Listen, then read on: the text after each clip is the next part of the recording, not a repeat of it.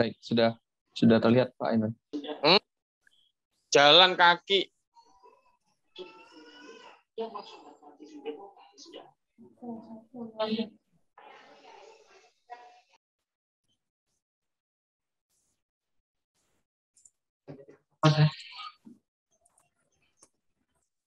Baik, Erik belum masuk.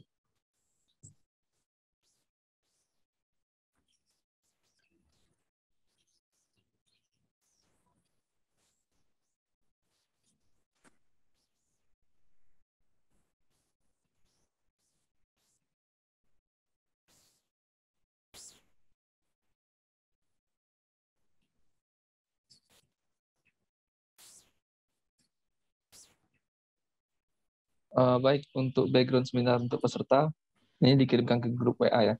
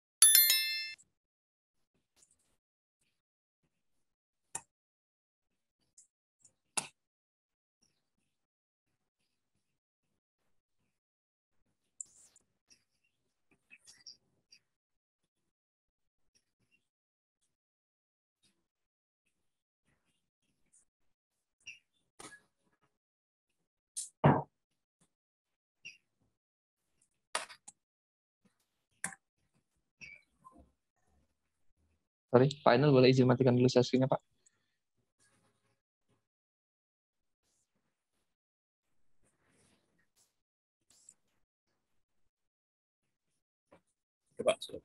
Baik, terima kasih Pak Ainul.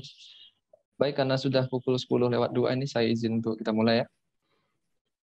Baik, Assalamualaikum warahmatullahi wabarakatuh.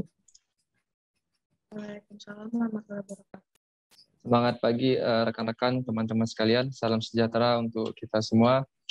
Puji dan syukur selalu kita ucapkan dan panjatkan kepada Tuhan Yang Maha Esa. Karena berkat hidayahnya dan juga karunia-Nya kita dapat berkumpul pada pagi hari ini dalam keadaan sehat dalam kegiatan webinar melalui virtual Zoom ini.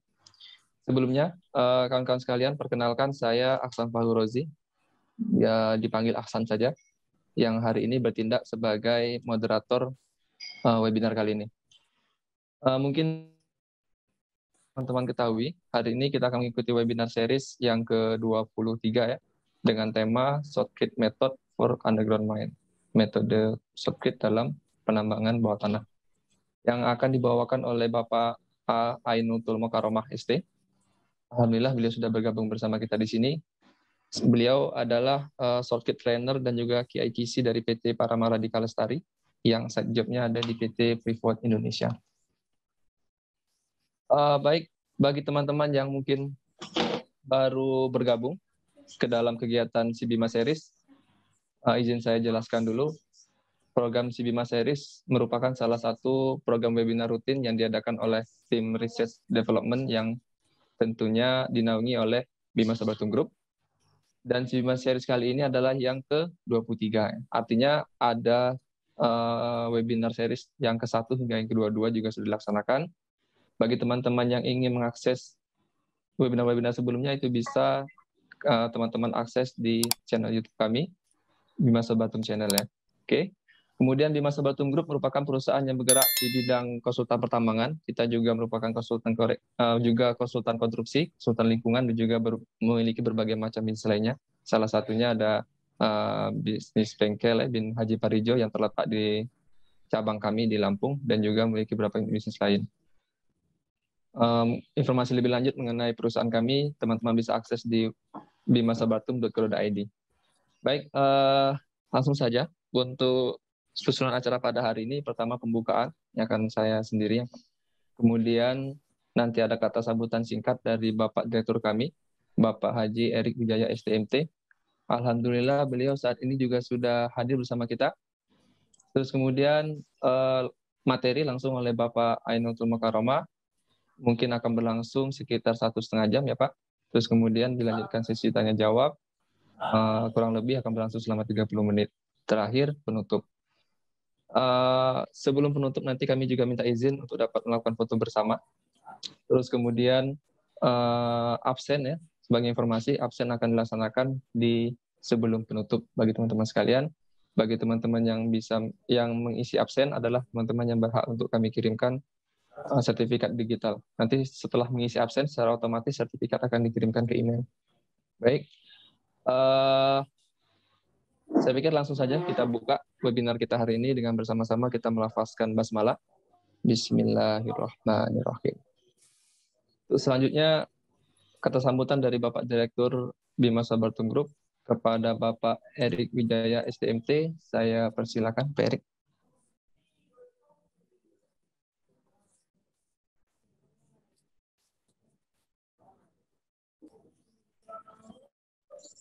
Baik, terima kasih Aksan kesempatan yang diberikan untuk saya memberikan tentang sambutan.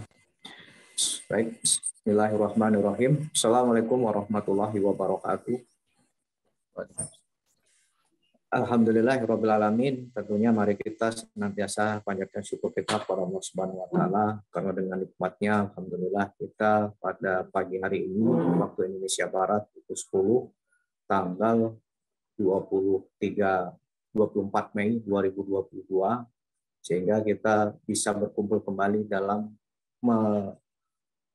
menyelenggarakan Sibima Series 23. Ini patut kami syukuri bahwa kita telah sampai pada series yang ke-23, di mana dengan series sampai yang 23 ini tentu tidak sulit, atau mohon maaf, tentu tidak mudah bagi kami untuk menghadirkan narasumber yang kompeten di bidangnya, contohnya pada pagi ini, dan untuk memilih tema-tema yang kira-kira relevan dengan industri pertambangan. Tentu hal ini ya didukung oleh semangat kami untuk tetap komitmen dan konsisten memberikan kemanfaat kepada rekan-rekan semua sehingga kami bisa menghadirkan sampai hari ini series yang ke-23 dan alhamdulillah pada series yang ke-23 hari ini kita menghadirkan Bapak Ainul sebagai short-trip trainer dan QC di PT Freeport Indonesia. Tentu nanti kita akan belajar banyak, kita akan mendapatkan informasi dari beliau seperti apa shortcut itu pada underground, karena kita ketahui bersama hard rock metalliferous sudah mulai ada di Indonesia, sudah banyak, ada di Sulawesi juga sudah ada, di Jawa Timur itu sudah mulai, dan saya pikir kedepannya juga akan mengarah ke underground. Belum lagi untuk teman-teman yang mungkin bekerja di civil construction. Tentu ketika proses pemotongan bukit atau lain sebagainya, ini teknologi atau teknik software juga sangat diperlukan. Sehingga dengan demikian kegiatan Sibima Series 23 yang ke-23 ini insya Allah memberikan manfaat kepada rekan-rekan semua, khususnya rekan-rekan Sibima Series Group atau Sibima Series Family. Sehingga ke depannya menjadi banyak pilihan-pilihan materi-materi ketika rekan-rekan ingin memperdalam atau katakanlah menambah wawasan. Karena semuanya sudah kami rangkum atau kami simpan di dalam media-media kami, contohnya di YouTube itu bisa dipelajari atau bisa dibuka ketika rekan-rekan semua ingin mempelajari terkait reklamasi, terkait blasting, produktivitas alat, pun terkait dengan software pada pagi hari ini. Secara pribadi dan secara perusahaan kami mengucapkan terima kasih kepada Pak Ainul atas kesempatan yang diberikan, atas keluangan waktunya, karena kami yakin beliau sebagai software trainer ataupun QC itu cukup padat waktunya sehingga bisa meluangkan waktunya lah untuk berbagi kepada kita semua yang hadir pada pagi hari ini terkait dengan shortcut method. Dan ini cukup menarik karena beliau juga berada di Freeport, di mana notabene merupakan perusahaan emas terbesar lah di dunia, di Indonesia, mungkin the big five lah kalau untuk di dunia. Sehingga nanti kita akan mendapatkan input-input, baik itu terkait shortcut ataupun nanti baik itu berupa underground mine yang ada di Freeport. Ini menjadi tambahan lah informasi buat kita semua. Kemudian tentu dari Bima Sabarto mengucapkan permohonan maaf andai kata dalam proses penyediaan platformnya nanti terdapat kesulitan atau kendala ataupun terkait dengan jaringan dan lain sebagainya. Kami mohon maaf, tapi kami senantiasa berusaha untuk memberikan yang terbaik lah bagi peserta-peserta si Bima Series. Dan harapannya mohon kami senantiasa didukung agar kami tetap komitmen, tetap konsisten dalam memberikan kemanfaatan kepada insan-insan pertambangan di Indonesia. Mungkin itu saja yang dapat kami sampaikan.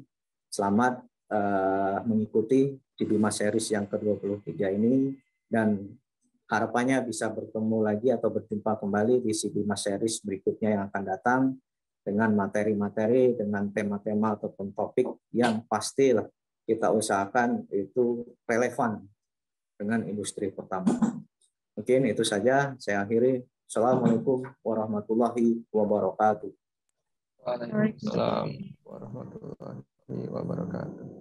Baik, terima kasih Pak Erik atas kata sambutannya.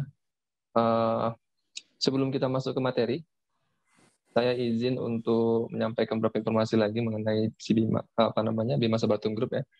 Jadi Bima Sabartum Group saat ini sudah memiliki e-commerce sendiri ya, bisa diakses di sibisa.com. Jadi teman-teman yang ingin melakukan pembelian alat ataupun penyewaan alat yang digunakan dalam pertambangan bisa dicek di sibisa.com. Saat ini sibisa.com baru saja menambahkan alat berat, jasa penyewaan alat berat ya, khususnya untuk daerah Sumatera Selatan.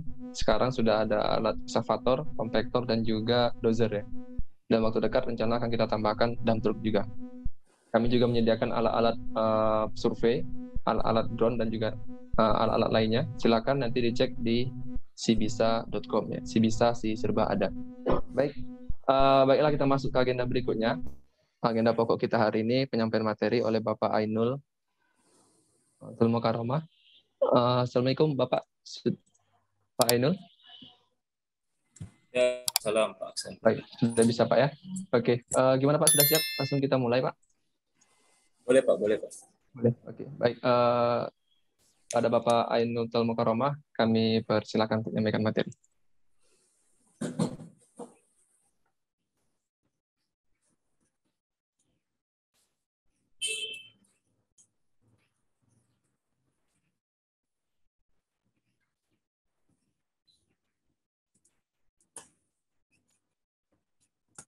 Saya share dulu ya Pak materinya.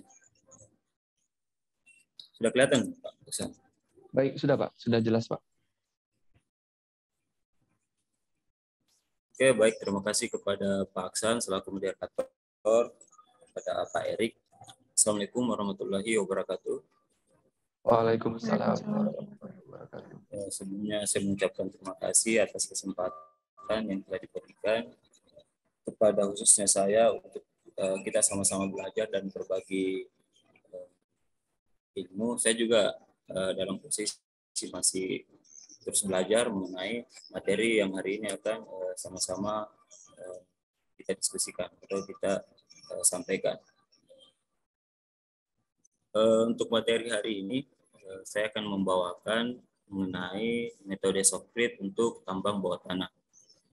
Jadi mungkin sebagian dari teman-teman atau bapak-bapak sekalian mungkin ada beberapa yang sudah familiar, khususnya mungkin teman-teman sipil mengenai penggunaan beton baik itu shotcrete maupun konkrit, baik yang di area luar maupun area tambang bawah tanah.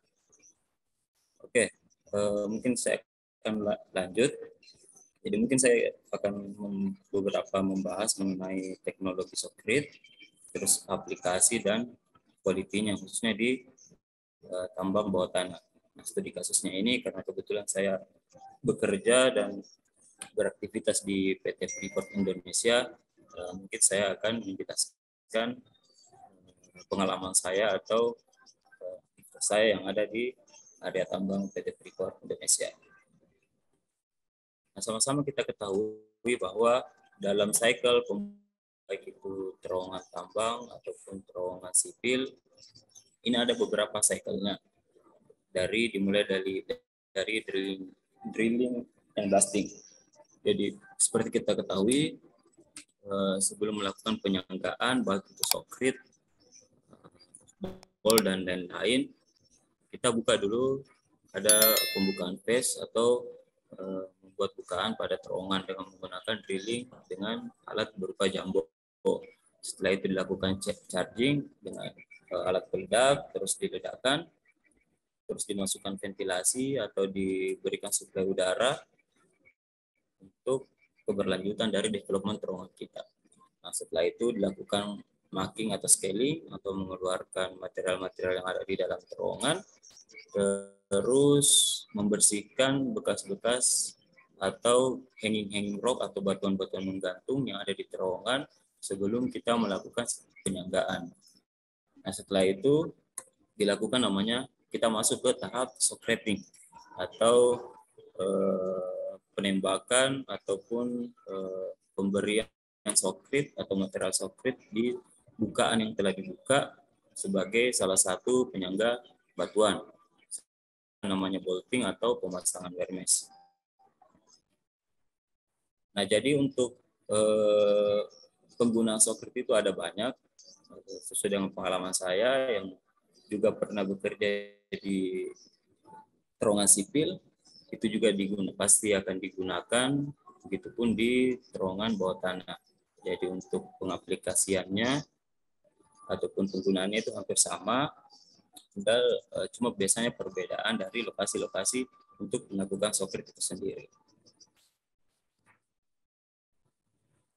Nah, sebelum kita mulai bekerja, baik itu di tambang open pit maupun tambang bawah tanah, yang harus kita perhatikan utamanya adalah keselamatan kita, karena itu yang utama, baik itu penggunaan helm safety, baju kerja bereflektor, penggunaan sarung tangan, sepatu safety, respirator, pelindung mata dan pelindung telinga. Karena seperti kita ketahui, dalam pengaplikasian Shotcrete itu sendiri yang ada di tambang bawah tanah maupun yang ada di underground itu akan banyak sekali debu, das dan lain-lain yang akan hari-hari atau setiap saat akan kita hirup. Oleh karena itu sangat disarankan untuk menggunakan respirator standar. Salah satunya itu dengan menggunakan respirator yang memiliki filter. Karena seperti kita ketahui, kalau Shotcrete ini salah satu kandungan utamanya kan adalah semen. Nah, di semen itu ada namanya, salah satu kandungannya itu ada silika.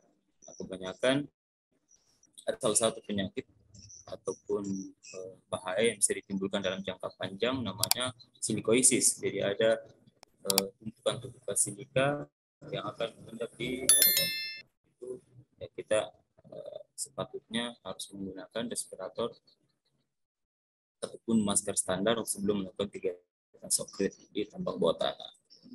Nah, apa sebenarnya itu Shotcrete? Jadi Shotcrete ini adalah konkrit atau beton yang dialirkan melalui pipa tertutup dan bertekanan, dan kemudian diaplikasikan dengan cara disemprotkan agar memadat di permukaan batuan. Jadi kalau kita bicara secara umum mengenai penyangga batuan di tambang bawah tanah, jadi Shotcrete ini bukan penyangga utama ya. Penyangga utamanya seperti kita ketahui itu ada wire mesh, ada rock ball.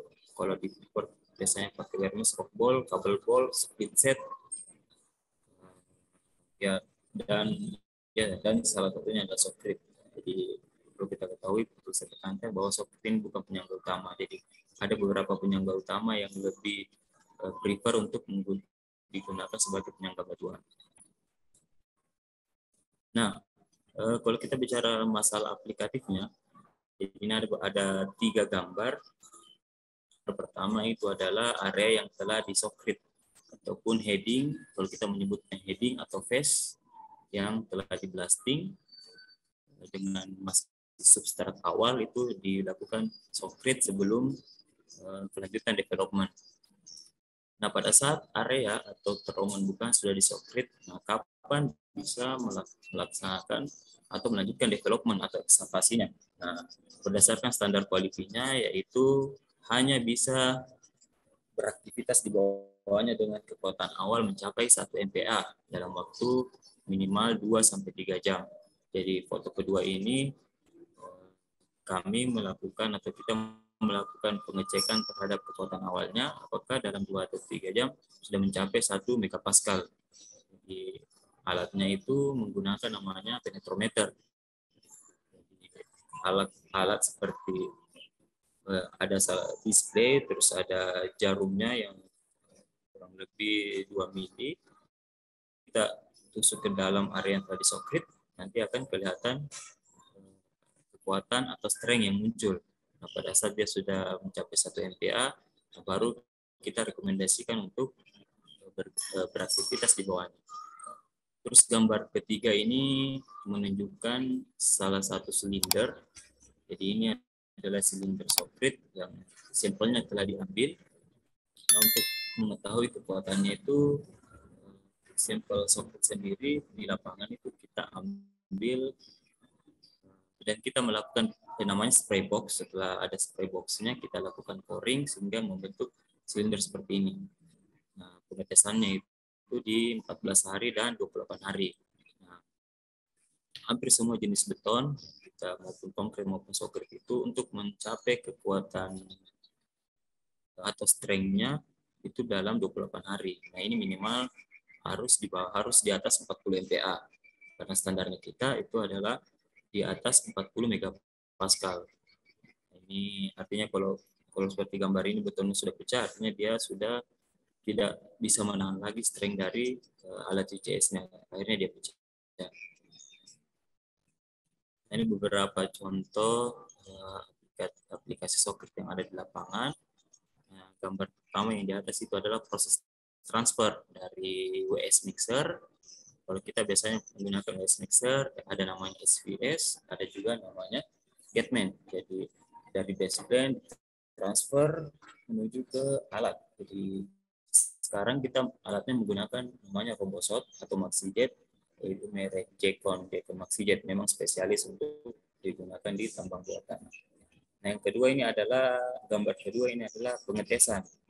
Jadi baik di baseplane atau di lapangan kita melakukan namanya pengetesan selam dan flow. Jadi ini pengetesan untuk mengetahui workability dan pumpability dari software kita sendiri. Mungkin teman-teman sipil atau yang sering bergerak di konstruksi mungkin tahu cara pengetesan maupun fungsi dari pengetesan ini. Jadi untuk standarnya itu sendiri, kalau selama ini dia standarnya di 9-11 inci, untuk flow-nya itu di atas 18 inci.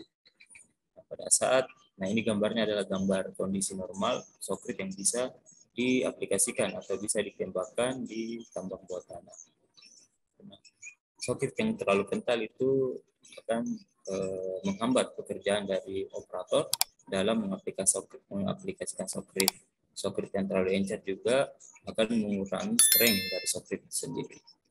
Nah, gambar sebelah kanan ini gambar pengaplikasian soket oleh operator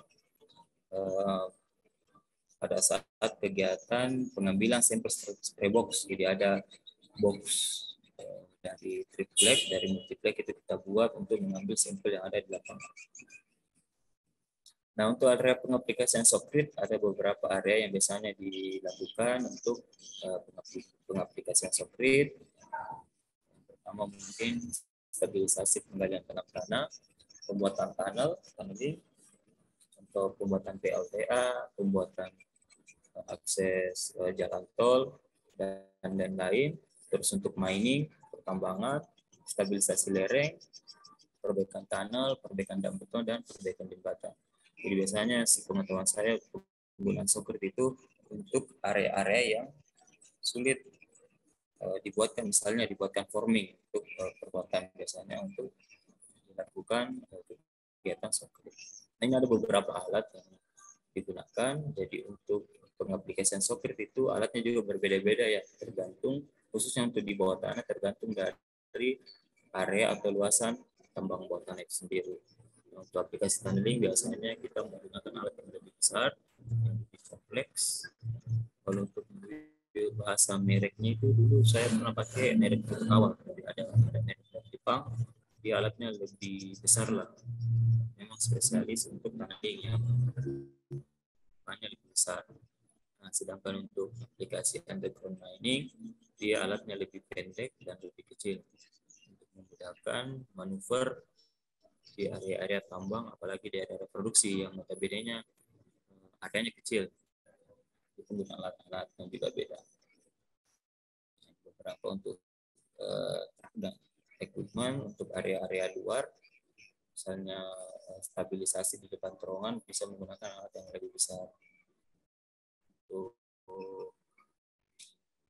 lereng juga ada alat yang bisa digunakan dengan jangkauan boom yang lebih panjang. Boom ini jadi bagian depannya yang menjulur ke depan itu namanya boom. Itu lebih untuk area lereng, beda lagi penggunaan alatnya. Nah, soket ini secara prinsip dasar untuk pengaplikasiannya terbagi dua. Ada dry socket, ada wet socket. Ada socket kering dan ada socket basah. Aplikasinya juga beda alatnya. Dry socket ini untuk gambar yang sebelah kiri, kalau kita sebutnya ini Alifa. Jadi alatnya lebih kecil, tidak menggunakan sistem elektrik, beda dengan untuk soket basah, dia menggunakan sistem elektrik, ada di gambar sebelah kanan. Jadi pengaplikasiannya beda. Kalau dry socket sepengalaman saya biasanya kita gunakan untuk area-area lereng. Jadi kami juga pernah socket di area lereng untuk stabilisasi lereng pinggir jalan, kita menggunakan dry socket. Karena sistemnya masih manual, tidak menggunakan remote, tapi dari kekuatan manpower langsung atau manusia langsung. Ini sistem kerjanya. Kalau untuk penggunaan soket kering, ada sumber anginnya, rotornya, sumber angin bawahnya, jalur konkret, outletnya, rotor chamber, dan pengisiannya. Saya sedikit ada video bagaimana prinsip dasar dari pengaplikasian soket di lapangan. Dan seperti itu.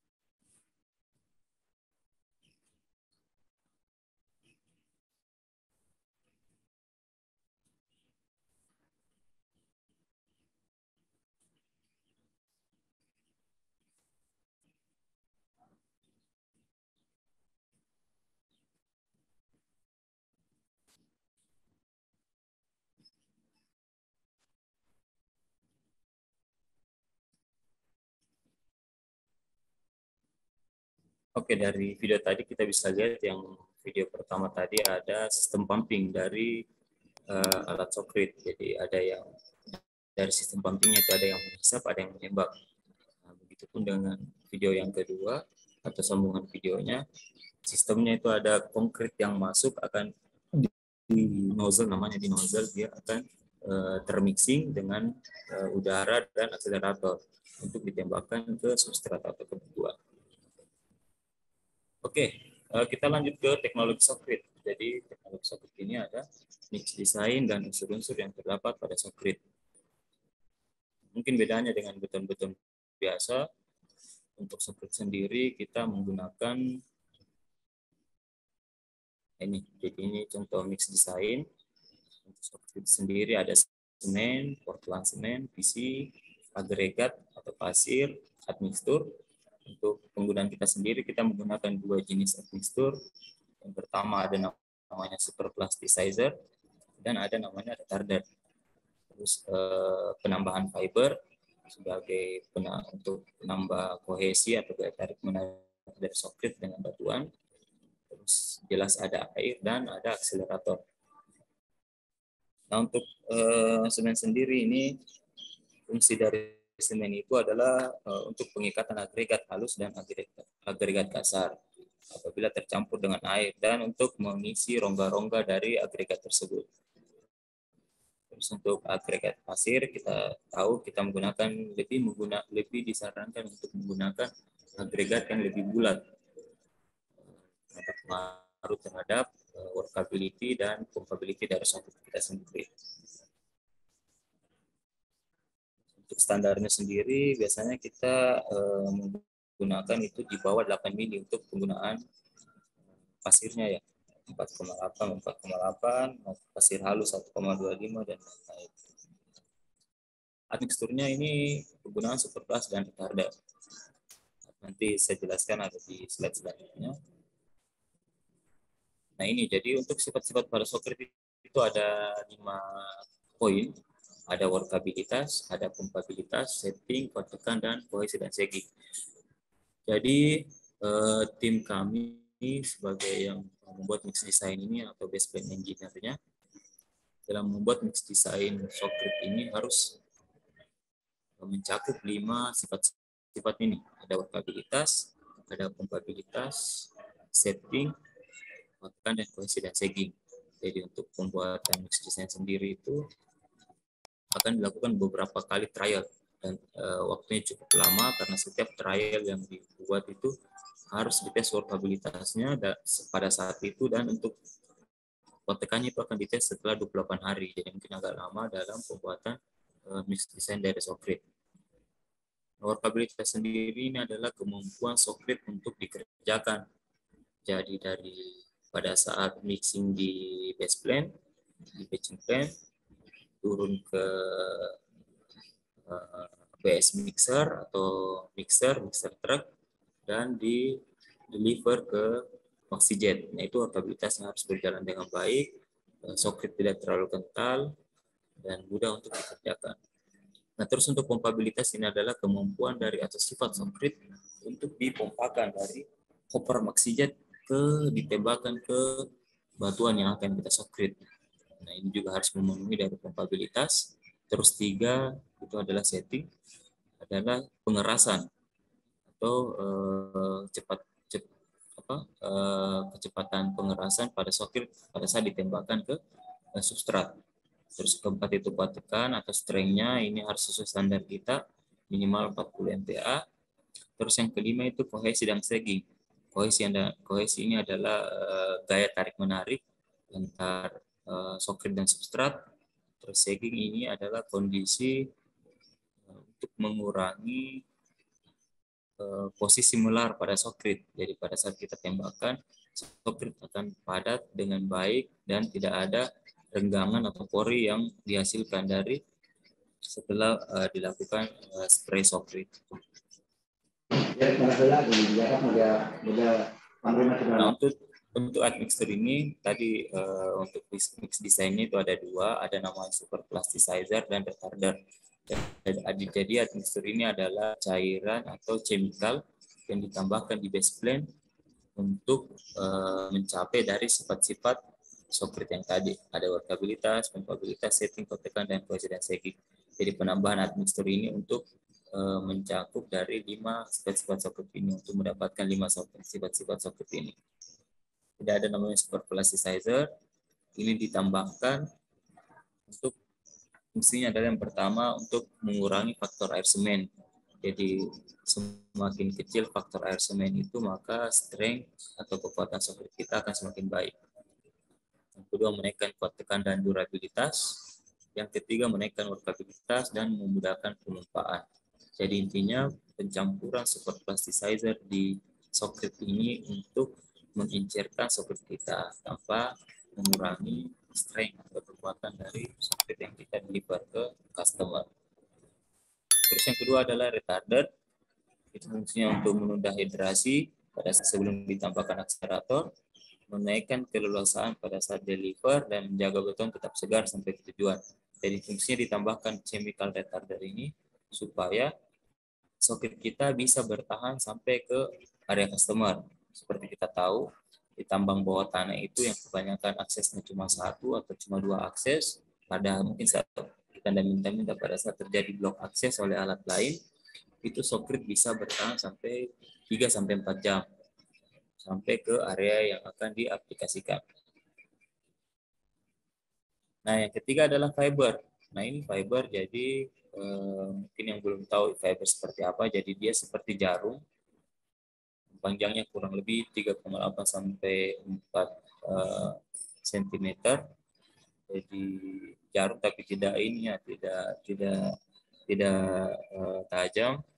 Jadi dia fungsinya untuk meningkatkan kohesi atau gaya tarik menarik antara partikel sejenis yang ada di soket, memberikan ketahanan terhadap sagging, mengurangi atau menggantikan wear mesh untuk sementara, mengurangi kemungkinan retak rambut atau retak struktural, menahan terhadap benturan. Khususnya kita yang di tambang bawah tanah ini sangat direkomendasikan untuk menggunakan fiber.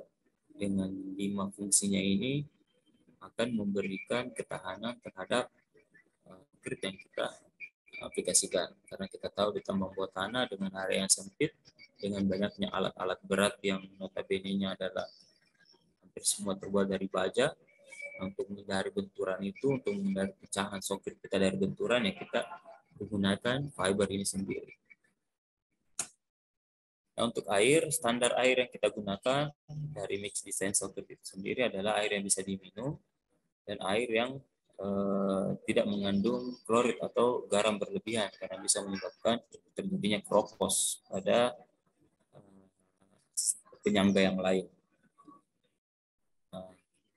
Kita juga tidak menganjurkan pada saat soket sudah di-deliver untuk penambahan air di lapangan, kita tidak anjurkan karena bisa menyebabkan penurunan tekan maupun strength dari soket sendiri.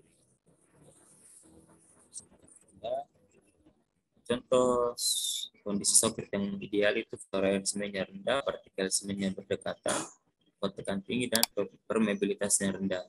Nah, pada saat ditambahkan air, maka faktor air semennya akan tinggi. Ini akan menyebabkan adanya poros atau terbukanya pori-pori dari soket. Partikel semennya akan berjauhan. Seperti kita tahu, yang mengikat soket ini dengan akselerator nanti sebagai untuk pengerasannya yaitu ada partikel semen yang berdekatan, tekan rendah, dan permeabilitas dan porositas yang tinggi. Nah, lanjut ke akselerator. Jadi akselerator ini adalah chemical atau admixture yang ditambahkan pada saat pengaplikasian soket. Nah, kalau tadi super plasticizer dan retarder itu ditambahkan di base plate, langsung dicampur soket. Kalau akselerator ini ditambahkan pada saat soket itu ditembakkan. Jadi kalau kita melihat sistemnya yang di video tadi itu, jadi dari hopper maxijet atau dari wadah dituangkannya soket itu akan ada silinder pump yang bergerak atau pumping. Nah, di depan itu sebelum keluar ke batuan yang akan kita tembakkan itu akan tercampur dari material soket itu sendiri, angin yang bertekanan, dan akselerator. Nah, fungsinya akselerator ini buat apa ditambahkan pada saat pengaplikasian soket? Itu untuk pengerasan dan setting yang cepat. Jadi dengan adanya akselerator ini, beton atau yang kita tembakkan akan mengurin dengan cepat di batuan. Jadi untuk prinsip dasarnya itu pada saat kita menembakkan sokrit di batuan atau di area permukaan itu, pada saat ditembakkan itu akan dalam keadaan hidup, dan pada saat nempel itu langsung dalam keadaan mati. Artinya pada saat kita tembakkan dia masih terlihat sedikit lebih basah. Nah, pada saat beberapa menit kemudian dia akan terlihat kering atau terlihat mengering. Itu fungsinya akselerator. Nah, karena kalau tidak ada akselerator ya pada saat kita tembakkan sokrit ya dia tidak sampai kapanpun tidak akan kering dan tidak akan menempel maupun memadat dengan baik. Itu yang pertama, kekerasan. Yang kedua, mendapatkan kotakan awal yang cepat. Karena untuk keberlanjutan development atau ekskavasi dari terowongan itu sokrit yang ditembakkan itu harus mendapatkan kotak awal yang cepat, yaitu 1 MPa dalam 2-3 jam, agar supaya Jambo dan alat-alat lain bisa masuk lagi, bisa drilling lagi, bisa blasting lagi, bisa lanjut lagi ekskavasi atau keberlanjutan development. Yang ketiga, meningkatkan ketebalan sokrit. Jadi fungsi akselerator ketiga itu supaya ketebalan sokrit lebih baik lagi, karena sokrit juga tidak bisa terlalu tebal karena beton juga itu tidak mampu untuk menyangga beratnya sendiri. Jadi kalau kita standarnya itu 5-8 cm untuk ketebalan dari sokrit itu sendiri. Nah, bagaimana untuk mencapai ketebalan yang ideal, yaitu dengan penggunaan, salah satunya dengan penggunaan akselerator. Selain dari skill dari nozzle man atau operator sendiri, itu harus dengan menggunakan akselerator. Yang keempat itu meningkatkan ketebalan sokrit pada aplikasi bagian atap. Jadi kalau seperti kita tahu, kalau sokrit itu sendiri, kalau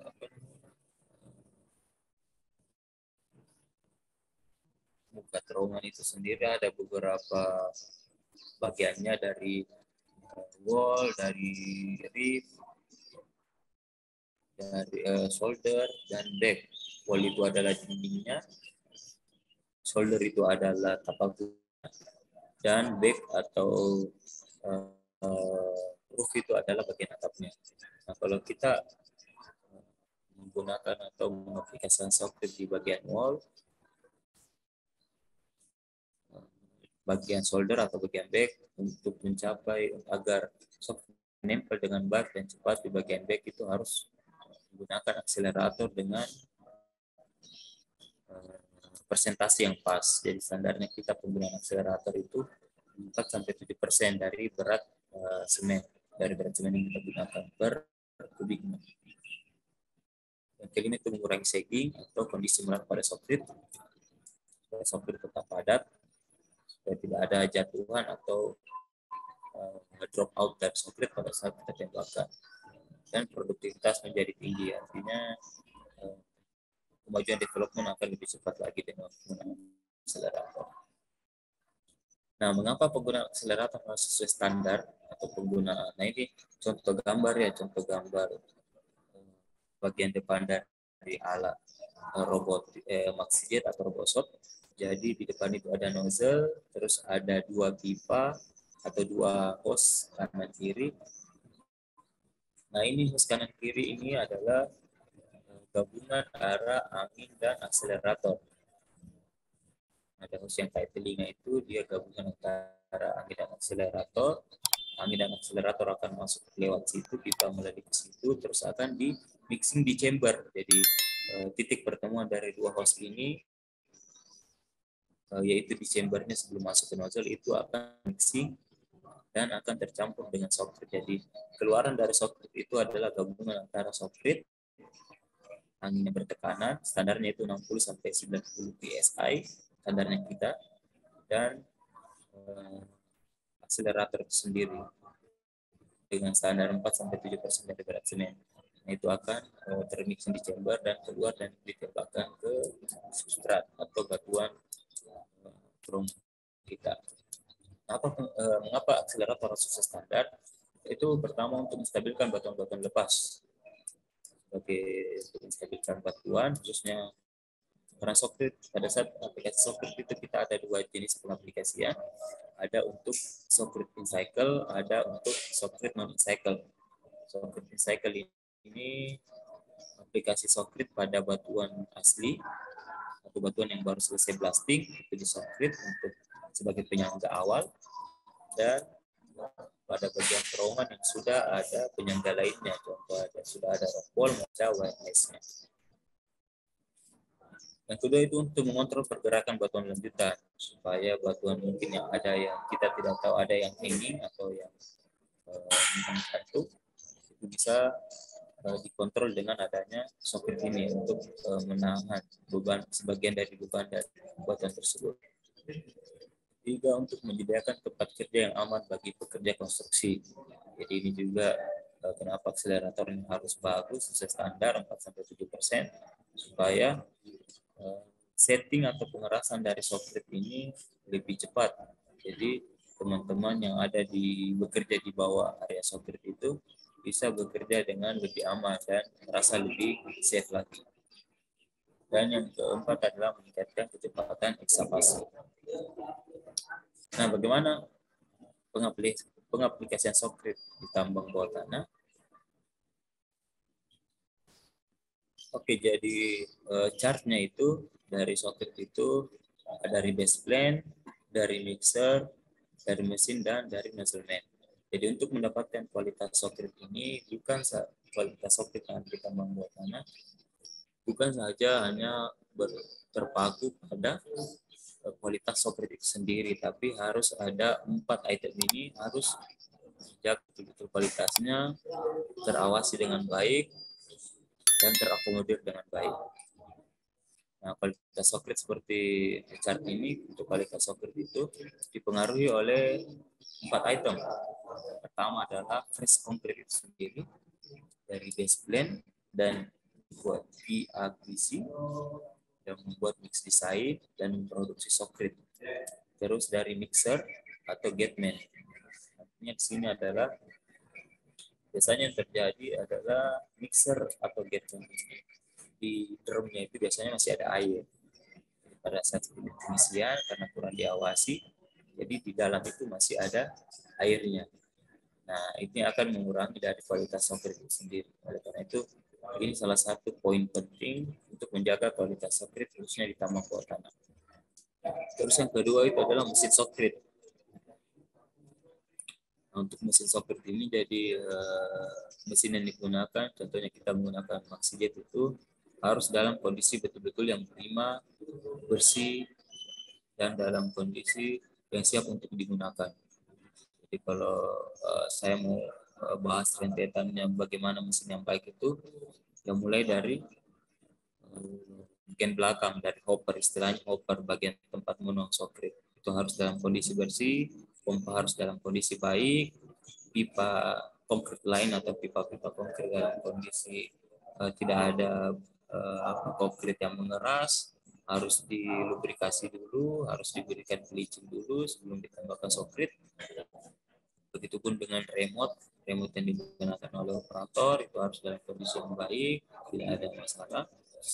Nah, terus untuk yang ketiga, area ini adalah biasanya untuk di pekerjaan kita itu ditentukan oleh tim engineering bahwa ini area yang akan disocket dengan kubikasinya dan lain-lain.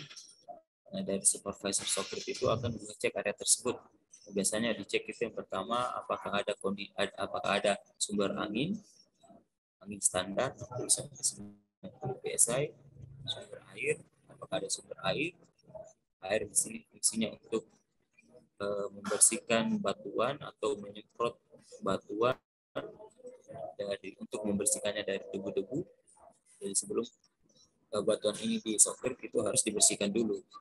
Jadi harus ditembakkan dulu dengan air untuk membersihkannya baik dari debu maupun dari material-material lain yang bisa mengurangi kualitas socket itu sendiri. Jadi, area yang sebelum socket itu betul-betul harus bersih. Nah, ini tanggung jawabnya adalah tim supervisor dan tim engineering. Nah, yang keempat itu adalah dari measurement. Jadi bahasanya kita adalah measurement atau operator. Mereka harus memiliki skill, memiliki pengalaman, dan intinya sudah dilakukan training Jadi kita sendiri dari CT Paramedical Study atau singkatannya CTPRL itu selalu melakukan melakukan training kepada operator-operator maupun supervisor mengenai basic-basic konkret, bagaimana mesin yang standar, bagaimana press konkret itu dibuat, bagaimana area yang standar, supaya mereka juga tahu. Jadi pada saat pengaplikasian mereka sudah, jika ada hal-hal yang tidak sesuai standar, mereka bisa komunikasikan atau sampaikan dulu ke tim supervisor atau tim engineering untuk melakukan perbaikan sebelum area itu disokrit. Nah, untuk persiapan area dan mesin sendiri, mungkin saya akan sedikit bahas masalah persiapan area dan mesin. Untuk kita sendiri yang penting itu adalah safety-nya. Contohnya pada saat di area sokrit itu kita biasanya menggunakan atau membawa first aid karena kita di tambang bawah tanah, kita tidak tahu pekerjaan kita berdekatan dengan besi, berdekatan dengan batuan, dan lain-lain. Kita juga mempersiapkan dengan eye wash, membersihkan mata apabila terkena debu, walaupun kita sudah menggunakan bulan kacamata, kita dapat debu tiba-tiba merembes ke mata. Dan extinguisher juga kita siapkan dan lain-lain. Nah, terus untuk aplikasinya menjaga keselamatan kita ya harus ada sistem ventilasi kurang lebih 50 meter dari area kita sokrit supaya ada sirkulasi udara untuk mengurangi kumpulan-kumpulan atau debu-debu sokrit yang terpaku pada satu tempat. Kita juga pastikan tidak ada batuan lepasnya. Wear-mesh terpasang dengan baik, tidak ada wear-mesh yang terlalu over, dan dia menempel dengan baik di batuan, dan tidak ada air berlebihan atau lumpur berlebihan di lantai karena akan mengurangi efisiensi dan efektivitas dari tim operator maupun tim helper. Dan pastinya suplai air dan angin cukup untuk dilakukan sokrit untuk menjaga salah satunya menjaga kualitas area, kualitas sokrit maupun kualitas mesin kita. Nah, ini contohnya salah satu area yang akan disokrit. Jadi bagian belakang ini adalah area yang sudah disokrit, terus sudah diberikan penyangga utama yaitu hermes dan tombol. Nah, area di depan ini, yang di depan barikade itu area yang baru selesai blasting, baru selesai out dan lain-lain, itu akan dilakukan spray sokrit untuk keberlanjutan dari ekskavasi. Jadi tim QIQC, tim supervisor, dan tim operator itu melakukan pengecekan apakah areanya layak untuk dilakukan spray sokrit. Nah, ini salah satu contoh area yang genangan air atau genangan lumpur yang tinggi. Nah, ini contoh area yang sudah disangga dengan hermes dan rockwool itu, ini akan disokrit lagi, akan kembali disokrit untuk memperkuat lagi area tersebut. Nah, ini contoh sign safety yang ada di area sokrit, karena kebanyakan ada tabrakan kendaraan atau jadi tim safety juga memberikan sign untuk menjaga safety dari teman-teman yang beraktivitas. Nah, ini contoh area yang atau penyangga yang sudah hancur mungkin karena terkena alat berat lain. Biasanya kalau kita seperti ini kita clean dulu, kita potong, ganti dulu dengan yang lebih baik, baru yang baru sebelum kita sokrit lagi. Nah, kalau kondisi seperti ini kita sokrit, artinya sokrit tidak akan menempel dengan baik di batuan dan hanya akan tertinggal di remes yang ada yang sudah rusak seperti itu. Nah, sebelum memulai penyemprotan, biasanya sebelum spray sokrit, teman-teman operator maupun offsider itu membersihkan area dulu dengan air yang bertekanan supaya sokrit bisa menempel dan mengadap lebih baik, karena secara prinsip dasar itu antara sokrit dan batuan itu harus wet to wet, artinya basah ketemu basah. Kondisi batuan yang basah harus ketemu dengan permukaan yang basah. Mungkin sama seperti kalau kita di bangunan atau membuat rumah atau memasang batu bata ataupun keramik rumah, itu biasanya kita basahi dulu sebelum ditempelkan ke permukaan. Nah, salah satu contoh lain ada di terowongan, banyak alat-alat yang bergerak. Itu kita biasanya pasangkan saing, awas ada pekerjaan sopir, supaya karena di situ ada alat mixer yang sering manuver, supaya untuk menghindari hal-hal yang tidak diinginkan di hadapan sopir itu sendiri. Nah, contoh visual dari alat. Yang pertama gambar atas itu contoh dari tekanan angin. Yang kedua adalah contoh nozzle dan chamber. Ada dua hose kuning ini, di situ adalah sumber dari angin dan akselerator sebelum di mixing dengan fresh konkritnya dan ditembakkan keluar. Di bawah itu adalah contoh pengaplikasian software di lapangan, dan sebelah kanan yang ada display itu adalah contoh penggunaan adalah hasil penggunaan akselerator di pada saat pengaplikasian software. Ini adalah display dari ukuran atau usage, akselerator usage atau penggunaan akselerator di alat. Nah, untuk mesinnya sendiri yang harus kita perhatikan untuk menjaga kualitas software itu adalah kita harus memperhatikan dan memastikan kebersihannya, baik itu dari pompa konkrit yang ada di bagian belakang. Pompa konkrit ini ada di bagian belakang yang ini cover, harus betul-betul bersih, harus dilumuri dengan atau diberikan foam oil dengan menggunakan oli hidrolik campur solar, supaya tidak ada sokrit atau material beton yang menempel, baik itu di nozzle dan boom. Di bagian depan itu harus dalam kondisi bersih agar tidak ada semen atau beton yang mengeras yang bisa mengurangi tekanan angin ataupun penggunaan akselerator khususnya di chamber ini, dengan penerangan yang cukup supaya operator dapat melihat area-area atau bagian-bagian batuan kita akan software. Itu kondisi tepat. Nah, untuk kondisi idealnya itu adalah kita memulai pekerjaan software, baik itu operator maupun supervisor, itu akan melakukan checklist dulu dari alat dari depan sampai belakang, kita lakukan checklist untuk memastikan kondisi alat dalam kondisi yang baik. Kita posisikan mesin dalam kondisi aman. Ini aplikatifnya di lapangan. Nah, untuk pre-aplikasi software, di area software itu sebelum kita melakukan penyemprotan software atau spray software, itu kita pembersihan area dulu.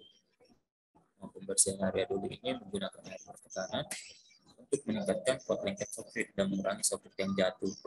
Nah, pembersihan itu dilakukan dari atas ke bawah, jadi area batuan itu kita siram dulu menggunakan air untuk mendapatkan atau meningkatkan kuat lengket dari software di tambang bawah tanah. Terus mobilisasi alat, kita posisikan alat dalam kondisi yang aman, kita lindungi segala jenis instalasi elektrik yang ada di dalam dengan covernya, dan melapisi foam oil pada bagian yang akan terkena rebound. Jadi rebound ini adalah hasil pantulan dari software dari batuan. Jadi pada saat kita tembakan akan ada pantulan baik itu dari pantulan agregat maupun fiber, itu namanya rebound di area software. Jadi standar untuk reboundnya di pantulan software yang kita tembakkan itu tidak lebih dari 15% dari volume software yang kita tembakkan. Nah, pada saat datangnya software yang harus kita cek itu, biasanya kita cek itu apakah ada gumpalan fiber, ada gumpalan semen, dan sokrit yang sudah rusak atau istilahnya segregasi adalah berpisahnya pasta semen, fiber dengan agregat-agregat. Untuk operator sendiri atau supervisor di lapangan biasanya kalau mendapatkan kondisi sokrit yang sudah segregasi, sudah tidak layak, itu biasanya kita reject atau kita tolak karena sudah tidak sesuai dengan spek yang kita inginkan.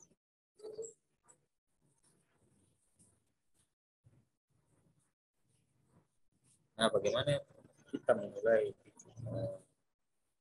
kegiatan atau spesifik apapun pekerjaan yang kita lakukan sebagai tim konstruksi itu harus membuat planning. Jadi putuskan rencana kerja yang akan dilakukan dengan sesuai kita kerja, kita pastikan area, kita pastikan mesin dan lain-lain untuk mendapatkan kualitas sokrit yang lebih baik. Apakah Anda telah melakukan pengecekan terhadap area kerja dan mesin, juga termasuk apakah area tersebut sudah safety, sudah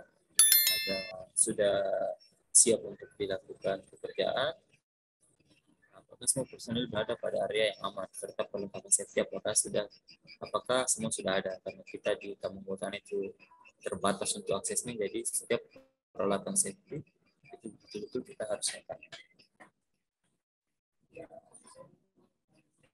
Untuk lubrikasi jalur sokrit, jadi dari hopper atau dari wadah penuangan sokrit itu kita harus lubrikasi dulu. Nah, lubrikasi itu fungsinya adalah untuk mengurangi sumbatan pada saat pengaplikasian sokrit di lapangan. Misalnya kita menggunakan pasta semen, jadi air dan semen kita campurkan sebelum sokritnya datang, kita buang ke wadah atau hopper, kita timbangkan dulu supaya jalur konkret itu dari pipa konkret, konkret dan bulbos itu sudah terlubrikasi untuk mengurangi sumbatan. Bisa juga kita menggunakan lumpur sedimen yang ada di lantai, dan standarnya itu lumpur yang halus. Dan yang ketiga itu ada beberapa produk, yaitu zat-zat lubrikasi. Siapkan untuk sebagai lubrikasi. Nah, ini prosedurnya misalnya dilakukan oleh operator di lapangan. Jadi ada prosedur standarnya yang sudah sesuai dengan SOP kita di PT Freeport untuk menjaga kualitas dan kerjaan yang lebih efektif dan efisien. Posisi dari nozzle itu, jadi ada beberapa posisi safety yang harus diperhatikan. Nah, untuk mendapatkan kualitas sokrit yang lebih baik selain dari 4 itu, yang dibutuhkan adalah experience dan skill dari nozzleman. Salah satu skill yang perlu dibutuhkan oleh seorang nozzleman itu dia harus pandai melihat sudut dan jarak nozzle. Jadi sudut dari nozzle ke batuan itu standarnya kita 90 derajat, jadi harus tegak lurus dengan jarak antara nozzle ke batuan itu 1-2 meter. Karena jika terlalu dekat, kondisi sokrit kita akan kurang baik. Artinya akan ada titik-titik penumpukan. Dengan nozzle yang terlalu jauh 3-4 meter, itu akan mengurangi kepadatan dari sokrit yang ditembakkan ke batuan. Nah, kita atur aplikasinya. Pertama kita bersihkan dengan air dulu. Kita isi lubang permukaan yang lebih besar. Terus kita berikan lapisan sokrit pertama. Lapisan sokrit pertama, jika kita akan melaksanakan sokrit dua lapis, lapisan pertama itu kita lanjut bersihkan dulu dengan air. Kita lanjut lagi dengan sokrit kedua dengan posisi nozzle yang benar. Jadi untuk ketebalannya standar kita itu adalah 5-8 cm. Ini untuk mengakhiri aplikasi sokrit, ada jalur sokritnya, pompa sokritnya, dan nozzle-nya. Ini adalah poin penting harus kita ingat untuk menjaga quality atau semua itu. Oke, untuk materinya saya kira sudah cukup dari slide ini. Mungkin saya akan memperlihatkan sedikit video tentang pengaplikasian software.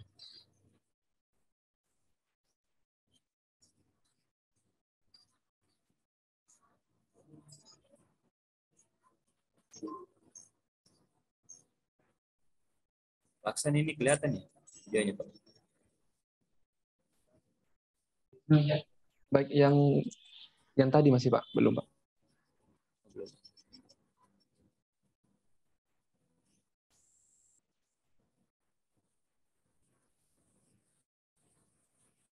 Sudah, Pak? Baik, ini sudah Pak, bisa dilihat.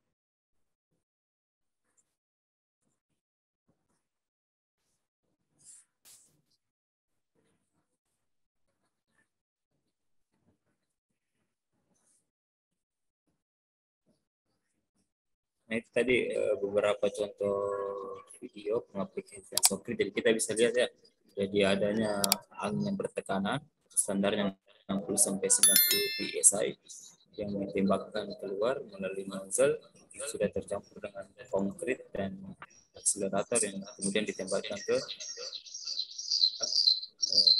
perlu untuk kita software. Saya kira itu Pak Aksan pemaparan dari saya, kurang lebihnya mohon dimaafkan. Silakan Pak.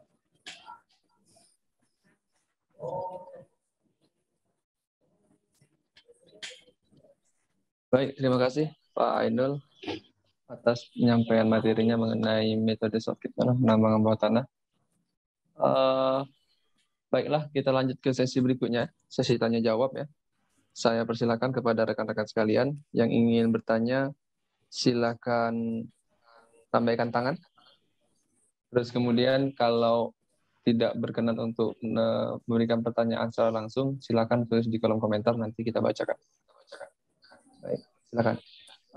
Sistemnya satu pertanyaan satu pertanyaan langsung dijawab, terus lanjut ke pertanyaan berikutnya. Silakan rekan sekalian.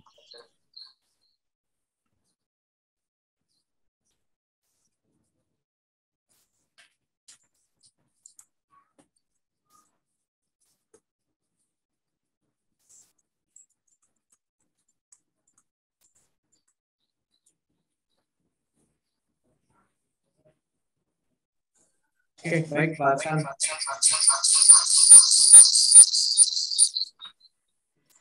Barangkali sambil nunggu teman-teman yang mungkin bertanya, ini mungkin sedikit sharing ataupun diskusi sifatnya dengan Pak Eno. Pak Eno, kita mau nanya nih, ini kan ada kategori material yang sangat diperlukan itu semen.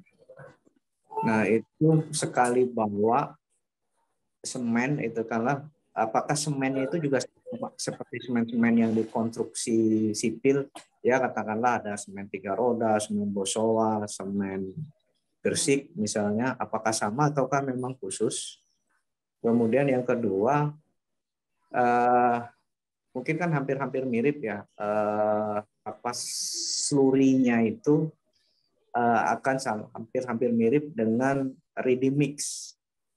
Nah, proses campuran semennya itu tadi diproses di luar artinya di batching plant-nya, kemudian dibawa masuk ke dalam ke underground, atau memang proses pencampurannya itu di dalam, jadi kita bawa ke dalamnya itu menggunakan ya sak-sak semen, kemudian batu, air, dan lain sebagainya.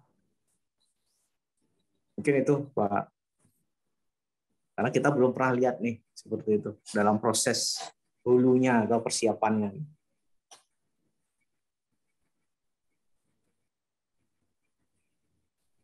Baik, silakan Pak Enel, mungkin bisa langsung dijawab saja. Baik, terima kasih Pak Erik atas pertanyaannya. Jadi untuk semen sendiri yang kita gunakan hampir sama dengan semen-semen konstruksi lainnya. Kebetulan kita menggunakan 3 roda karena dari trial yang dilakukan oleh teman-teman base plan engineer itu yang sesuai spek, yang sesuai untuk mendapatkan strength maupun maupun homogenitas dengan akselerator itu yang paling baik yang kita gunakan adalah semen 3 roda. Terus untuk base plan, jadi di PT Freeport kan Pak ada beberapa blok-blok tambang. Nah base plan sendiri itu ada 3. Ada namanya CIP base plan, itu berada di luar di depan portal. Itu pun dengan amoli base plan ada di depan portal masuk ke tambang-tambang. Terus ada namanya GBC base plan yang betul-betul ada di tambang bawah tanahnya.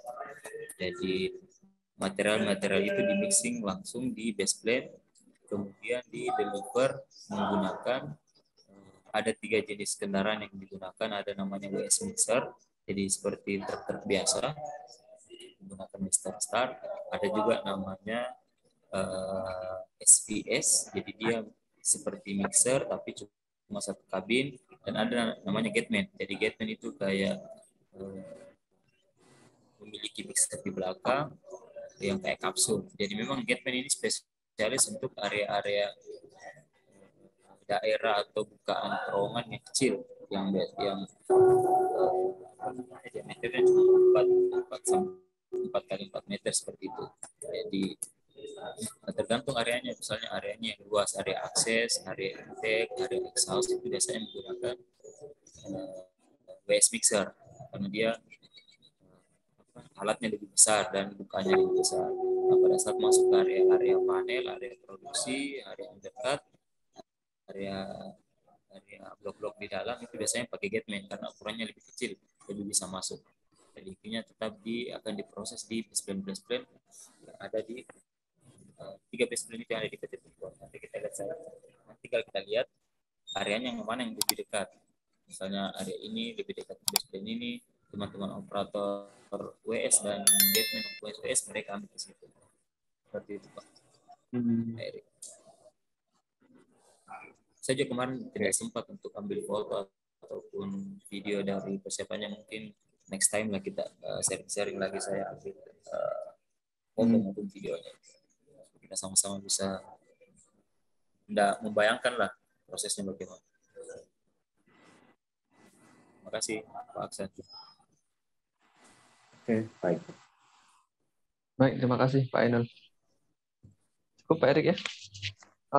Ada lagi yang dari lain pertanyaan? Silakan kawan-kawan sekalian.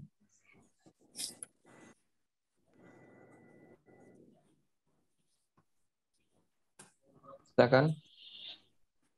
Tulis melalui chat juga boleh. Silakan. Begini, ada Benhard Saragih ya. Silakan Pak Benhard Saragih. Ya, selamat siang Pak Ainul, Pak Erik, sama Pak Aksan. Selamat siang. Ya, selamat siang. Silakan Pak Benhard. Ya, saya izin bertanya Pak kepada Pak Ainul ya. Materinya cukup bagus nih Pak. Pengalaman pertama juga saya nih Pak untuk ini. Untuk materi ini apa ya, Shotcrete kan. Kebetulan saya juga ini juga Pak ya, bekerja di bidang bioteknikal nih Pak. Saya mau tanya nih Pak Ainul untuk ininya Pak. Ketika kita masuk per lubang gitu ya Pak ya, itu masuk per lubang sebelum kita menyemprotkan Shotcrete, di situ kan ada material ini ya Pak ya, ada fiber, ada material-material lain, ada chemical itu dari tiap lubang, misalkan per kedalamannya itu misalkan maju kan, di situ kan underground biasanya maju ya Pak, itu ada mungkin dihitung dari teman-teman engineer atau seperti apa Pak ya untuk presentasinya gitu Pak. Presentasinya kah presentasi untuk ada fibernya, ada semennya, misalkan airnya, ataupun material-material lainnya itu, chemicalnya. Apakah ada seperti apa itu Pak? Misalkan dari per elevasi, misalkan turun lagi gitu kan elevasinya gitu Pak. Itu aja sih dari saya Pak Ainul. Baik, terima kasih Kak Benhard. Jadi mengenai bagaimana menghitung persentase dari campuran apa mixnya itu ya. Ya. Silakan Pak Ainul. Baik, terima kasih Pak Benhard, pertanyaan yang bagus sekali. Jadi untuk kita sharing-sharing saja masalah presentasi atau penggunaan dari mix design atau campuran Shotcrete itu sendiri. Jadi untuk semua area di area blok-blok tambang, baik saya kebetulan di PPC dan di PMLZ, untuk mix design atau campuran Shotcrete-nya itu sama semua Pak ya. Jadi kita standarnya itu ada Shotcrete 40 MPa dan ada Shotcrete fiber 40 MPa. Jadi ada Shotcrete tanpa fiber dan ada Shotcrete menggunakan fiber. Jadi biasanya untuk Shotcrete fiber ini sendiri dari semua lubang bukaan, baik itu area akses, area produksi, area intake, exhaust, dan lain-lain itu untuk material Shotcrete itu sama-sama yang kita gunakan dengan standar ini, standar 40 MPa ini. Tapi ada beberapa customer yang atau tim engineering dari customer lain itu kadang ada yang meminta cuma Shotcrete tanpa fiber. Nah itu biasanya area-area yang tidak terlalu kritikal biasanya, dan juga sudah sudah banyak sistem penyangganya, baik itu wire mesh, rock ball, kabel ball, dan split set. Tapi yang kita selalu rekomendasikan baik itu lubang bukaan baru itu wajib untuk menggunakan fiber, Shotcrete fiber 40 MPa. Untuk campurannya sendiri dari campuran air, chemical, hampir sama semua, kecuali mungkin penggunaan akselerator. Karena penggunaan akselerator ini kan salah satunya fungsinya adalah untuk mempercepat setting atau pengerasan dari Shotcrete itu sendiri. Nah, untuk penggunaan akselerator sendiri, untuk area in cycle atau area yang lubang bukaan baru yang belum ada sistem penyangga lain, sistem penyangga utama premiernya itu adalah Shotcrete, kita sarankan itu menggunakan akselerator dengan persentasi 6-7%. 6-7% dari berat semen. Kalau untuk area akses itu standarnya kita bisa menggunakan 4 sampai 7%. Jadi ada sedikit perbedaan persentase penggunaan akseleratornya karena setelah kita teliti, setelah kita beberapa kali pengambilan sampel trial dan lain-lain, untuk mendapatkan standar tadi itu 1 MPa dalam 2 jam, itu biasanya didapatkan dengan standar 6-7% dari berat akseleratornya sendiri, dari penggunaan akseleratornya sendiri. Kalau 4-7% ya untuk akses, apalagi untuk cuma spray dindingnya saja itu 4-7% masih standar. Tapi untuk area in cycle, area baru bukaan baru itu 6-7%. Jadi tidak ada perubahan, Pak. Baik itu biasanya kan teman-teman geotek kita ada penentuan dari penentuan RMR-nya untuk penentuan tipe batuan, ada tipe 1, 2, ada yang batuan rock, butrok itu dari semua itu kita tetap menggunakan satu mix design yaitu SF40 atau soft fiber 40 ya. Seperti itu mungkin Pak Bernard. Terima kasih. Terima kasih Pak Hasan. Baik, terima kasih Pak Ainul. Pak Benhat, gimana? Ada yang mau ditambahkan atau didiskusikan lagi? Cukup ya, Pak Benhat. Baik, silakan jika ada yang ingin bertanya lagi. Lambaikan tangan. Zulhan Rasid ya. Silakan Pak Zulhan Rasid. Ya, selamat siang Pak Ahsan dan Pak Ainul. Selamat siang. Izin bertanya Pak, tadi dikatakan untuk mutu itu di angka 40 MPa ya Pak ya. Kalau dari sana sendiri ada spesifikasi tertentu nggak Pak? Mungkin dari WPRC atau fine modulus atau kadar lumpur dan lain-lain itu ada spesifikasi tertentu nggak Pak? Dan tadi saya lihat di metode itu kan ada disiram air dulu ya Pak ya, disiram air, disemprotkan air ya untuk dibersihkan. Dan yang kita tahu juga bahwa air kan itu sangat berpengaruh dalam beton. Apakah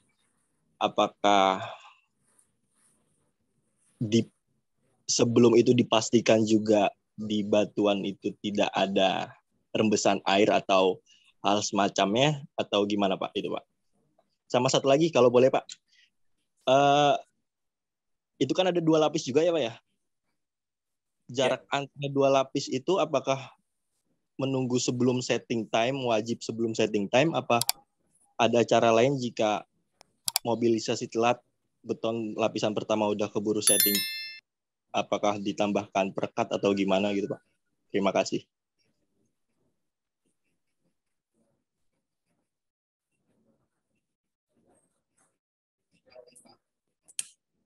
Baik, mungkin langsung saja Pak Ainul, silakan.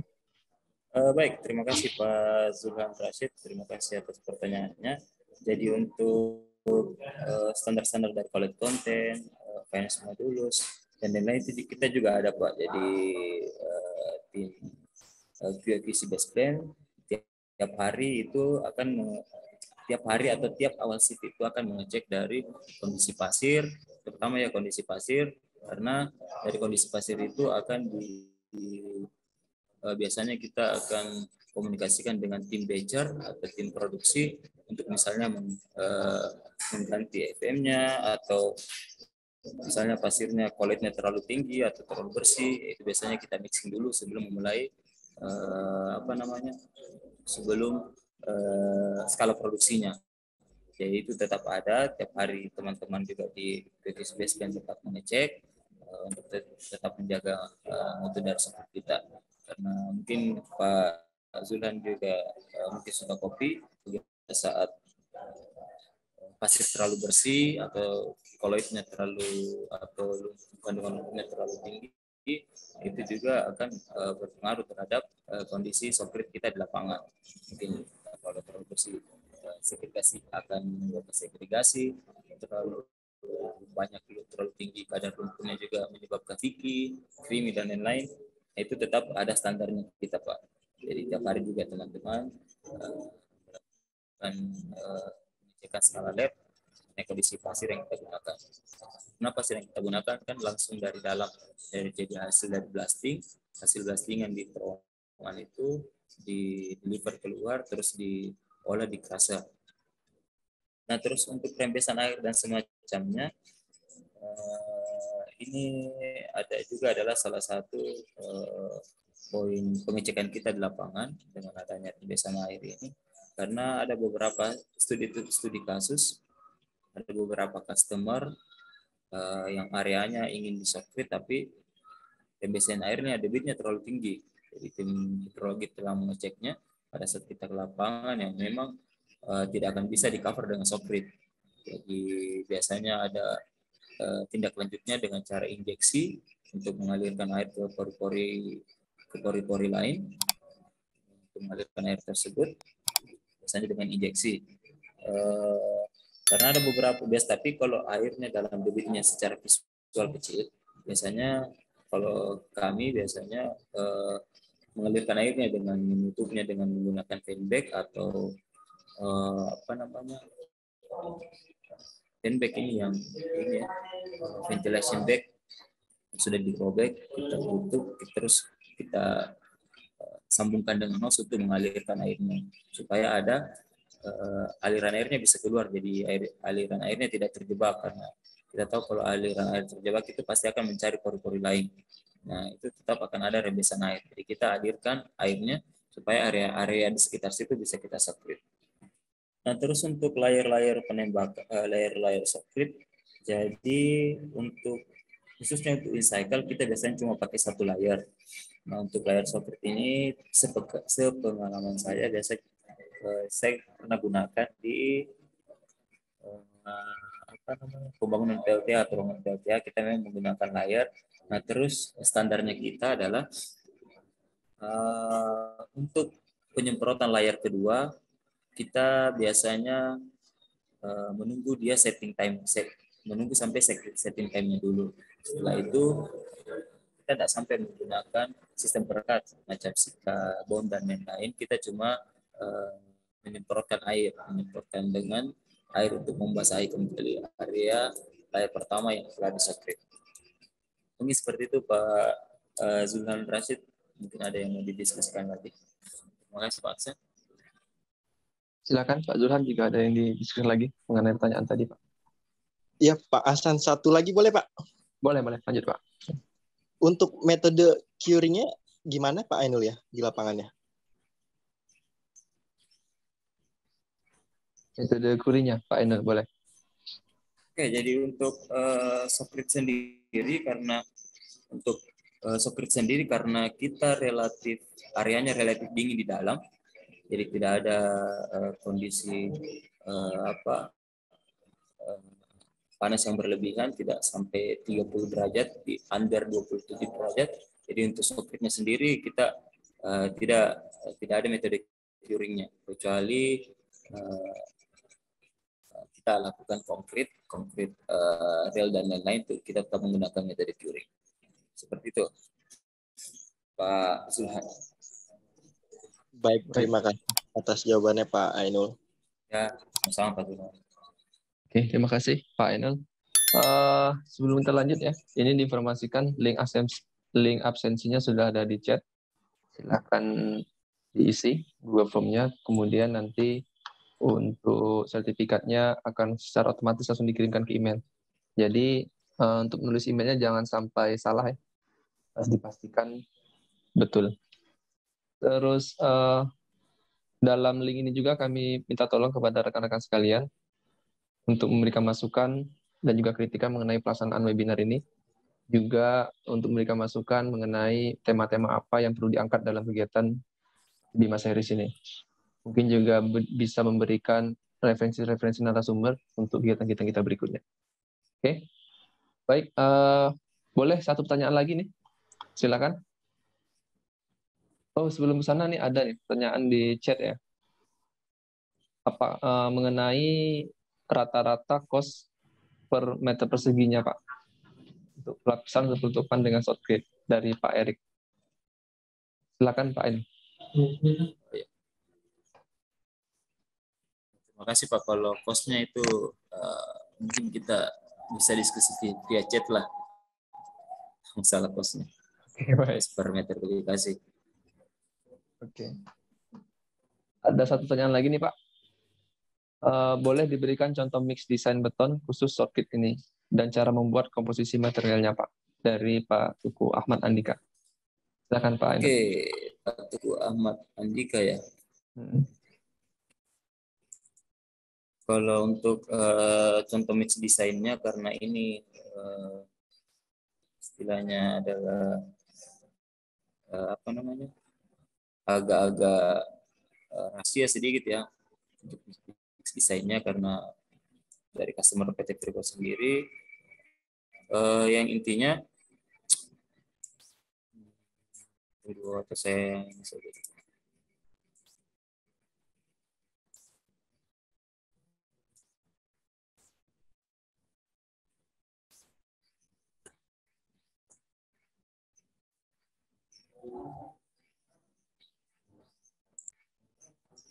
buka data saya dulu Pak ya. Silakan Pak ini ditunggu Pak.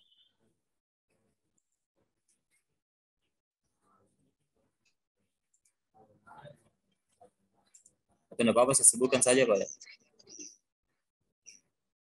Tampilkan Pak.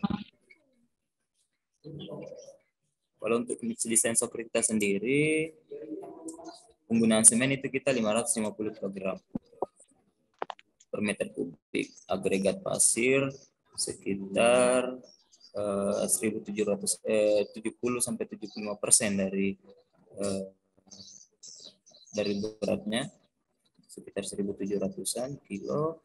Admixture untuk super plasticizer itu kita menggunakan 4,2 liter per 4,2 liter per kubik, target itu 2,2 liter per kubik. Fibernya kita gunakan 6 kilo per kubik, airnya itu 165 liter per kubik. Terus akselerator ya perhitungan dari rak semen yang ada di lapangan. Itu Pak contoh mix desainnya. Oke, baik. Terima kasih Pak Ainul. Silakan kalau ada yang bertanya lagi. Lewat chat juga boleh. Beberapa teman-teman juga ada yang belum absen. Silakan, linknya ada di chat ya.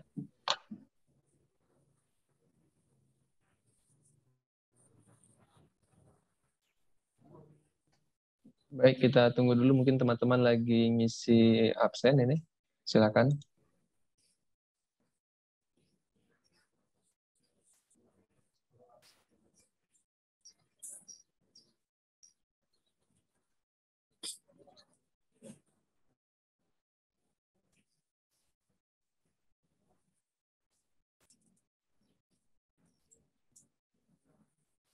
Baik, sembari nunggu teman-temannya absen, jika ada pertanyaan, silakan ya, angkat tangan.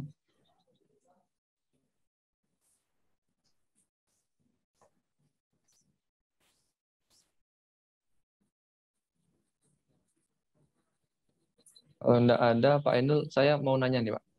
Ya Pak, boleh Pak. Sebetulnya kan saya sebenarnya tidak pernah tahu mengenai shotcrete Pak ya sebelumnya. Tapi kan shotcrete ini kan sebagai penyangga pendukung ya, bukan penyangga utama ya. Sebetulnya ada nggak kondisi-kondisi khusus di mana harus pakai shotcrete gitu? Atau kondisi litologinya atau seperti apa gitu? Dan di mana ketika shotcrete itu tidak perlu dipakai gitu Pak? Nah, ini mungkin bisa dijelaskan Pak. Oke, baik, terima kasih Pak Hasan. Jadi untuk studi kasus kita di sana itu hampir semua area menggunakan shotcrete, kecuali area dengan tipe batuan nomor 1, tipe batuan 1, tipe batuan yang sangat baik, tapi itu sangat jarang ya ditemukan. mungkin ada beberapa akses yang agak dekat dari portal dan area-area tertentu dengan tipe batuan 1 itu biasanya cuma menggunakan apa namanya wire mesh, rock bowl dan lain-lain. Nah, untuk socket itu sendiri kan selain untuk penstabilan batuan yang ada produksi dan lain-lain, itu juga kan salah satu fungsinya adalah untuk mempercantik area. Jadi di semua kantor-kantor yang ada di tambang bawah tanah, baik itu kafetaria, musola, gereja, itu semua dilapisi dengan soffit supaya terlihat lebih indah juga, untuk mengurangi debu juga dan lain-lain. Untuk tipikal litologinya itu tadi ada beberapa area yang betul-betul batuannya lebih kompak, itu cukup dengan menggunakan wire mesh, rock ball maupun kabel ball dan split set. Tapi untuk hampir semua area sih kalau kita di studi kasusnya di sana ya semuanya pakai soffit supaya double keamanan lah. Salah satu mungkin tambang bawah tanah terbesar di dunia ya, safety-nya atau penyangganya harus double juga.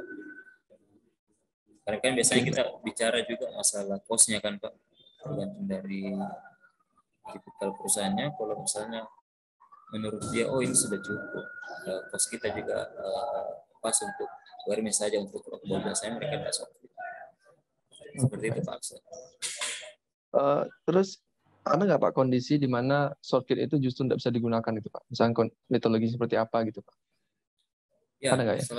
Salah satunya adalah dengan tingginya rembesan air di area tersebut itu. Dengan penggunaan akselerator yang terlalu tinggi pun socket akan tetap jatuh ataupun tidak akan mendapatkan setting time. Nah, itu biasanya ada teknologi ground support lain, salah satunya adalah dengan injeksi. Dengan penggunaan injeksi setelah airnya terdistribusi ke lain tempat, yaitu baru area itu bisa disocket. Seperti itu. Oke. Nah, contoh juga untuk area-area batu pasir yang terlalu basah, itu biasanya tidak akan dapat software, pasti diinjeksi dulu. Ada chemical sendiri, pasta resin diinjeksi dulu baru sebagai apa agar batuan lebih homogen, baru dilanjutkan dengan software. Seperti itu Pak. Oke, berarti diinjeksinya berarti supaya airnya tertahan, nggak terembes gitu ya? Itu bukannya Ya, nanti air malah mencari pori-pori lainnya? Ya, mencari pori-pori lain. Maksudnya mencari pori-pori lain artinya area yang misalnya ada akses, ada rembesan airnya. Nah, itu akses itu harus kita softrit karena akses utama. Nah, mau tidak mau kita harus injeksi dulu untuk mengalirkan air yang lain yang akses ini supaya akses itu bisa kita softrit, kita bisa sangka untuk jalur lewat orang ataupun kendaraan seperti itu. Baik, terima kasih Pak Ainul. Silakan teman-teman, ini yang absen masih belum sampai 20 orang.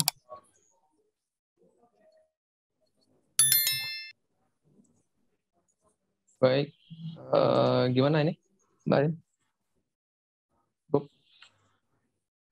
Kita cukupkan ya? Atau masih ada pertanyaan lagi, silakan. Saya tunggu lagi nih, 1 menit lagi nih. Jika ada pertanyaan, silakan.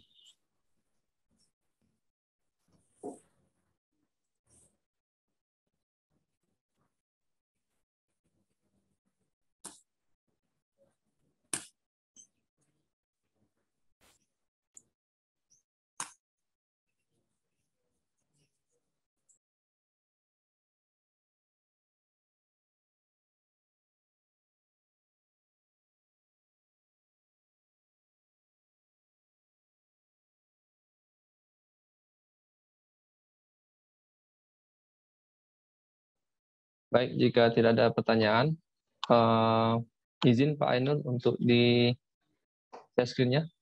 Dimatikan dulu, kita mau foto bersama.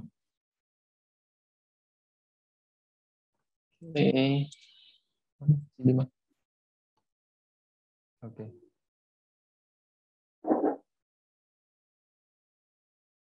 Baik, kita foto bersama dulu ya.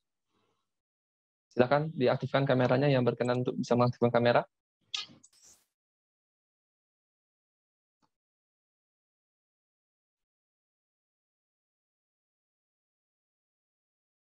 Silakan diaktifkan kameranya rekan-rekan sekalian?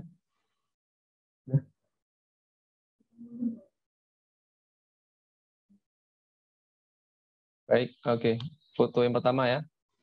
Kita sekali aja ya. Ini sekali cukup ya? Satu kali saja. Silahkan, dia ada yang mau mengaktifkan lagi? Banyak yang belum aktif ini. Baik, tidak apa-apa ya. Oke, kita mulai. 1, 2, 3. Oke, cukup. Cukup. Cukup ya. Oke. Demikian kegiatan kita pada siang hari ini. Terima kasih kepada Pak Ainul Mukarramah atas materinya sangat luar biasa mengenai Shortkit. Informasi juga kepada rekan-rekan sekalian, untuk rekaman daripada kegiatan ini akan diupload di channel YouTube Bima Sabartum channel ya, di akun YouTube kami. Terus kemudian informasi juga untuk rekan sekalian bahwa Bima Sabartum mengadakan kegiatan selain si Bima Series juga mengadakan kegiatan training and development, pelatihan-pelatihan khusus dalam dunia pertambangan, termasuk salah satunya adalah software pertambangan, bisa diakses juga di website kita bimasabartum.co.id. Juga boleh mengikuti Instagram kita di bima_sabartum. Kemudian juga boleh mengikuti akun kami di LinkedIn Bima Sabartum Group. Juga dapat juga bergabung ke dalam Sibima Community kami di Telegram ya, Sibima Community. Baik, terima kasih. Demikian kita akhiri kita pada hari ini dengan bersama-sama melafazkan hamdalah. Alhamdulillahirabbil alamin.